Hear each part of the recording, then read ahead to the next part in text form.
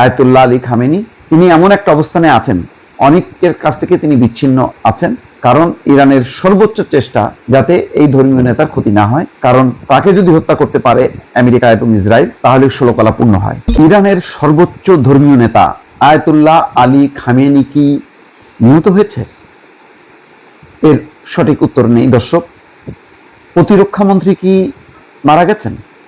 তারও কোনো সঠিক জবাব নেই। তবে যেটি পরিষ্কার যে ইরানের তেহরানের একটি স্কুলের হামলায় সেখানে 85 জন এই পর্যন্ত মারা গেছে দর্শক। খুবই দুঃখজনকভাবে প্রথম আঘাতটাই শিশুদের উপর, এবং 85 জন এই পর্যন্ত নিহত সংখ্যা বেড়েছে।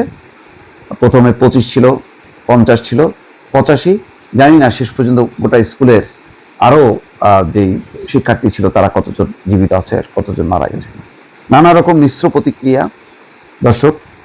যে ইরানের একটা জিমনেশিয়ামে হামলা হয়েছে, সেখানেও 15 জনের বেশি নিহত হয়েছে। আমিরাতের দুবাইয়ে 4 জন আহত। দুবাইয়ের কোনো কোনো জায়গা বিকট শব্দে প্রকম্পিত। একই অবস্থা কুয়েতে, কাতারে। খবর আরো হচ্ছে কাতারের রাজধানী দোহায় বিকট বিস্ফোরণ। হামলার মধ্যেই তেহরানে যুক্তরাষ্ট্র ইসরায়েল বিরোধী বিক্ষোভ। তারপর যুদ্ধবিরতির আহ্বান জানিয়েছে চীন, বলেছে ইরানের সার্বভৌমত্বকে সম্মান করতে হবে। ইরানে 32টি প্রদেশের মধ্যে অন্তত 20টিতে হামলা। যত খবর দর্শক এখন সবই হচ্ছে ইরানকে দমানো, ইরানের ক্ষতি হচ্ছে, একটা মনোবল ভঙ্গ করার জন্য যা যা খবরাখবর পশ্চিমা গণমাধ্যমগুলো সমানে চালিয়ে যাচ্ছে। ইরানের পররাষ্ট্রমন্ত্রী বলেছেন, আমি যতদূর জানি সর্বোচ্চ নেতা জীবিত আছেন। এটা ঠিক, সর্বোচ্চ নেতা, ধর্মীয় নেতা খামেনি, আয়াতুল্লাহ আলী খামেনি, তিনি এমন একটা অবস্থানে আছেন, অনেকের কাছ থেকে তিনি বিচ্ছিন্ন আছেন, কারণ ইরানের সর্বোচ্চ চেষ্টা যাতে এই ধর্মীয় নেতার ক্ষতি না হয়, কারণ তাকে যদি হত্যা করতে পারে আমেরিকা এবং ইসরায়েল, তাহলে ষোলকলা পূর্ণ হয়। এখন সেই চেষ্টাটাই হচ্ছে, কিন্তু পাশাপাশি কঠিন কঠিন আঘাত কিন্তু হানা হচ্ছে, যে খবরগুলো আসছে না। সেটি হচ্ছে যতগুলো সামরিক স্থাপনা আছে সবগুলো সামরিক স্থাপনায় কিন্তু একের পর এক হামলা চলছে। ইরান বলেছে এই হামলা চলতেই থাকবে এবং আগামীকাল এর ব্যাপকতা বাড়তে পারে। এই পরিস্থিতি হয়তো অনুধাবন করে ট্রাম্প কাল পরশুর মধ্যে আবার হয়তো ডিগবাজি মারতে পারে, একটা মধ্যস্থতার প্রস্তাব দিতে পারে। তবে ইসরায়েল এবং আমেরিকা যেমন একেবারে তার আক্রমণটা ইরানমুখী করেছে, ইরান কিন্তু চতুর্মুখী নানা ফ্রন্টে কিন্তু হামলা চালিয়ে যাচ্ছে।